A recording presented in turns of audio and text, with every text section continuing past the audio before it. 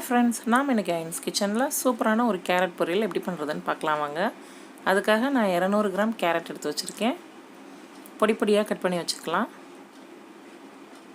சின்ன வெங்காயம் 15 நம்பர், மல்லி இலை, கருவேப்பிலை, 2 பச்சை மிளகா,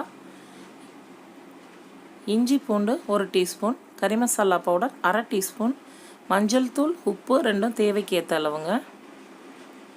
இறால் ஒரு 5 இறால் எடுத்து பொடி பொடியாக கட் பண்ணி எடுத்து வச்சுக்கலாம்.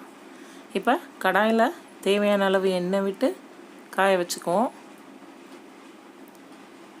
எண்ணெய் காஞ்சதுக்கப்புறம் சும்மா ஃப்ளேவருக்காக ஒரு 4 கடுகு பொரிஞ்சதுக்கப்புறம் அதே அளவு 4 சீரகம் போட்டுக்கலாம். இப்போ பச்சை மிளகா, நம்மளுக்கு அந்த காரம் நம்மளுக்கு ஃபஸ்ட்டே நல்லா இறங்கணுங்கிறதுக்காக பச்சை மிளகா ஃபஸ்ட்டு போட்டு நல்லா சாட்டே பண்ணிவிட்டு கருவேப்பிலை, வெங்காயம், மல்லி இலை 3 போட்டு நல்லா ஒரு 2 நிமிஷம் சாட்டே பண்ணிடலாங்க. இந்த டைமில் நம்ம இஞ்சி பூண்டு சேர்த்து ஒரு 1 நிமிஷம் நல்லா சாட்டே பண்ணலாம். அதுக்கப்புறம் நம்ம எடுத்து வச்சுருக்க கறி மசாலா, மஞ்சள் தூள், உப்பு 3 சேர்த்துட்டு ஒரு 1 நிமிஷம் நல்லா வதக்குவோங்க. பசங்க சாப்பிட மாட்டேன்னு சொல்கிறவங்களுக்காக தாங்க மெயினாக இது. ரொம்ப சூப்பராக இருக்கும். 3 சேர்த்துட்டு நல்லா 1 நிமிஷம் சாட்டே பண்ணுங்கள். இப்போ நம்ம எடுத்து வச்சுருக்க இறாலையும் சேர்த்துடலாம். சேர்த்துட்டு அது ஒரு 2 நிமிஷம் நல்லா வதங்கினதுக்கப்புறம் கேரட் சேர்த்துக்கலாம்.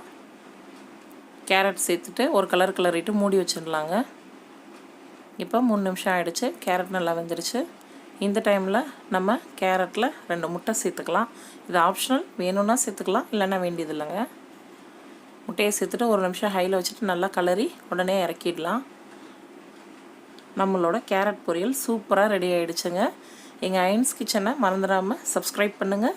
உங்கள் வேல்யூபிள் கமெண்ட்ஸை சொல்லுங்கள், ஷேர் பண்ணுங்கள், பெல் ஐக்கானை மறந்துடாமல் ப்ரெஸ் பண்ணுங்கங்க.